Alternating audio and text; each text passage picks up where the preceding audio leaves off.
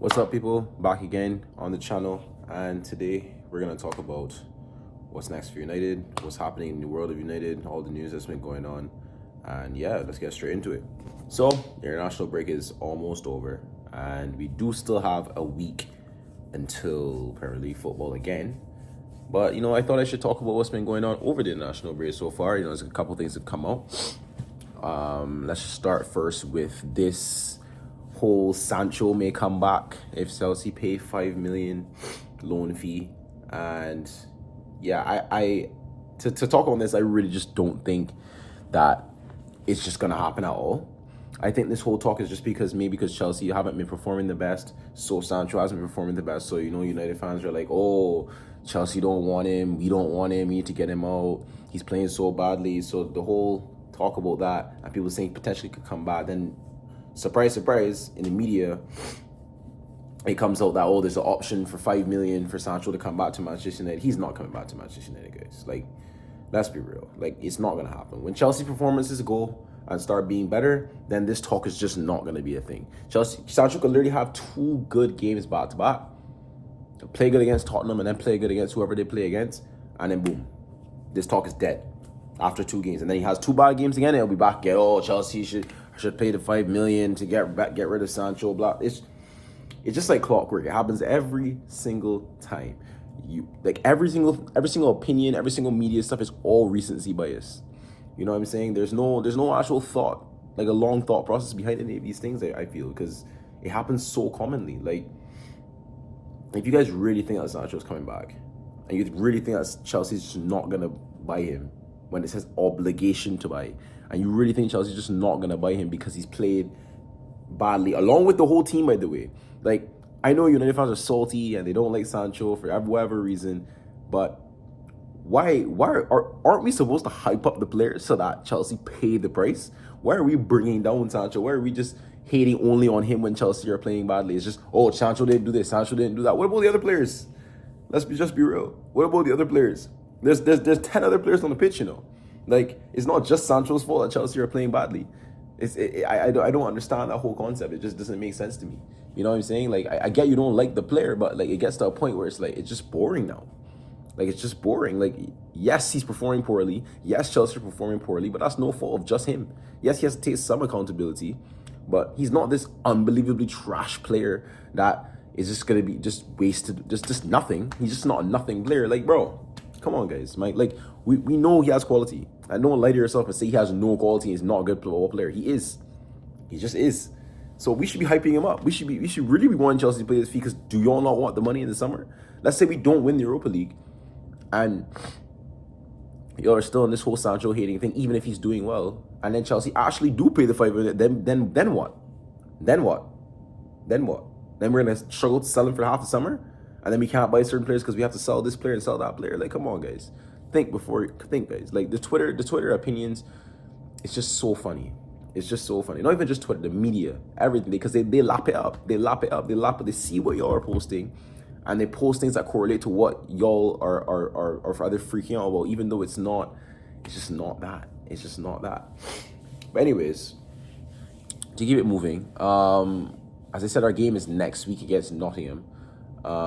Some positivity, though, in relation to that game. We do see Chris Wood today, actually this morning, for Australia or New Zealand. New Zealand? I think it's New Zealand. Yes, New Zealand. He did come off injured, so maybe he won't play in his cup game this weekend, and maybe he won't be fit for United game, because I think that Chris Wood would cause us some serious problems. Because yes, recently we haven't been conceding as many chances, and we have been playing well, have been really unbeaten. We're still not the best from set pieces.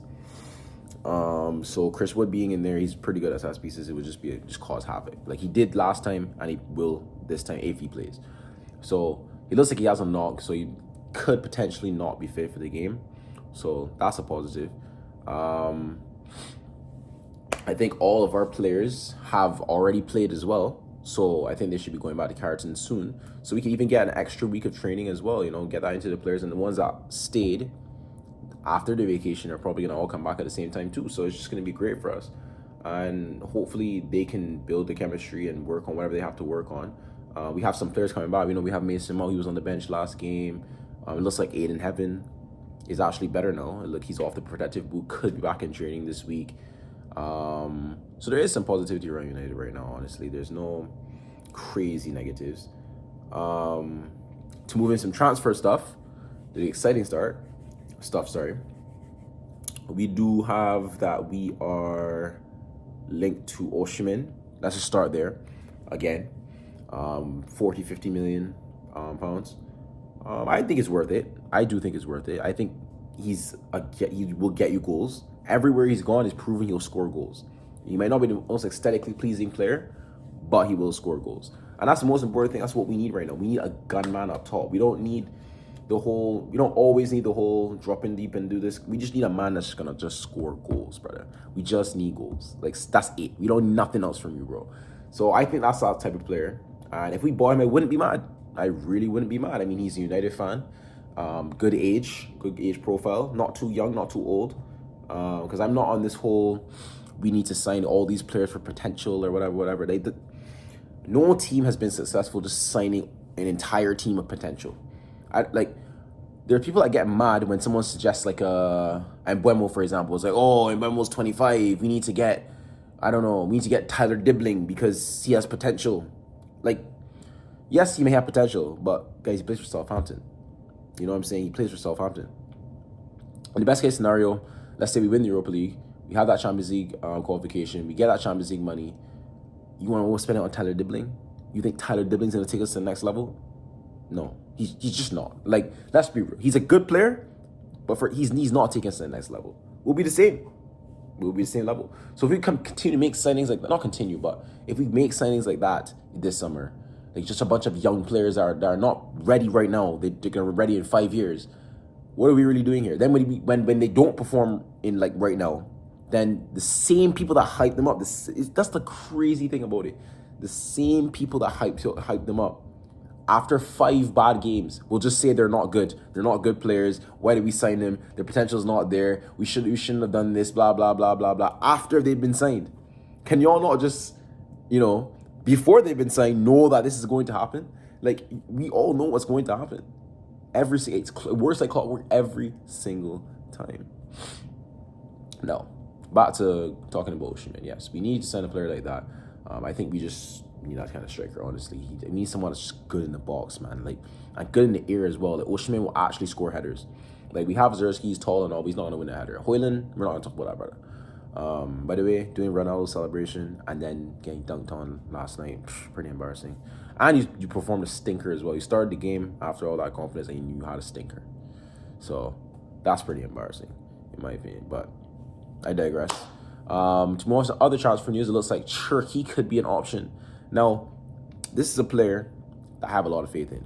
Now, the whole narrative now, the famous thing to say is, oh, he's lazy, where's off the ball work I'm concerned about, he doesn't run around enough, and all of this nonsense. Like, guys.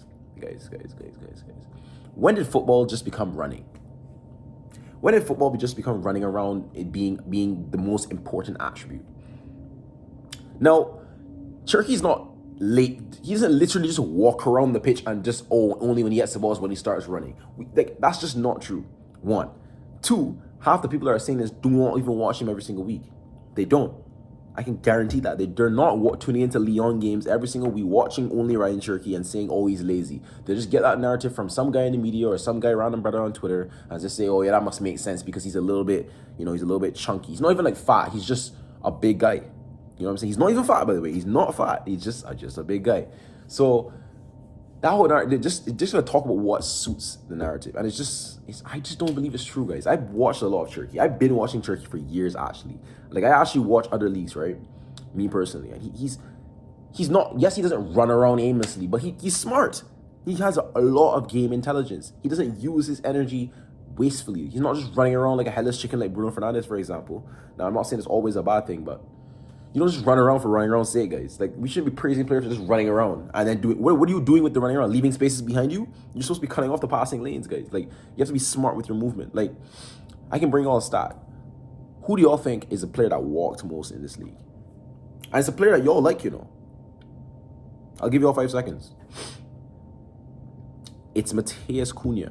Matheus Cunha, player that most of y'all probably rate, walks the most in the Premier League. He has the lowest running stats in the Premier League, and y'all probably rate him. So I don't know what this whole thing is. Oh, we're gonna buy Cherki and he's just gonna walk around and be lazy and not do anything. And like, bro, come on, do y'all not see the quality? And for 15 to 20 million, it's not like we're paying some big price and taking a gamble. 15 to 20 million, and he even fits the whole age profile thing, like that people are going for. We need to sign young players, blah blah blah blah. I think he's ready to take that step up now. I think he's been ready. You know what I'm saying? He plays this soon. Actually, we play Lyon soon. So I guess people, all the top reds and all the man will see what quality is in front of their own two eyes and watch for themselves. Finally, people will actually get to watch a game and make a fair assessment, not based off of what some random guy on Twitter says, that he's lazy and walks around and doesn't run around enough. Like what are we saying here? What do we say? We look at the quality. Oh, he's so good, but he doesn't run around, so we can't sign him. We shouldn't sign him. Well, he'll be a failure at Manchester United because he doesn't run around like an aimless chick. Like, does that make sense? You're gonna pass him on quality and go and sign some English guy that runs up and down, but he won't get us any goal contributions. He won't play well. But y'all want to see him run up and down and praise him for that. And then when he doesn't play well after a couple years, because that's what's gonna happen.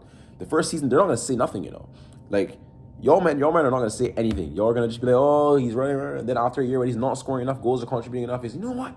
He's not contributing enough, He's actually not that good of a player. But then when you see Cherki go to a different club and tear it up, you're like, oh, we should have signed him. Oh, we should have this. But y'all are the same people that were saying we shouldn't sign him because he doesn't run around enough. Watch what happens. If he doesn't sign for us and signs for another club and tears it up, this is what's good. The same people that were saying this are going to say we should have signed him. They will. It'll happen every time. I guarantee it. And if he does sign for us, he'll just show that he doesn't do that. I think he'll just show the quality. I think he's that kind of player that, regardless of the United tax, I think he'll come in and perform. So yeah, I really rate the player highly. So I'll speak highly of him. But yeah, so that's basically all I wanted to talk about. I just wanted to catch you up on some of the few things that were on my mind and the few things that are in the news. So to summarize, I don't think we're gonna get back Sancho. I don't think Chelsea are going to pay that $5 million loan fee that David Ornstein is talking about. Come on, guys. I do think we should sign Osimhen. I don't want to hear Gyökeres or anything like that. I don't want to hear Sesko. Mateta's an option. I wouldn't mind that. But yeah, we need a gunman.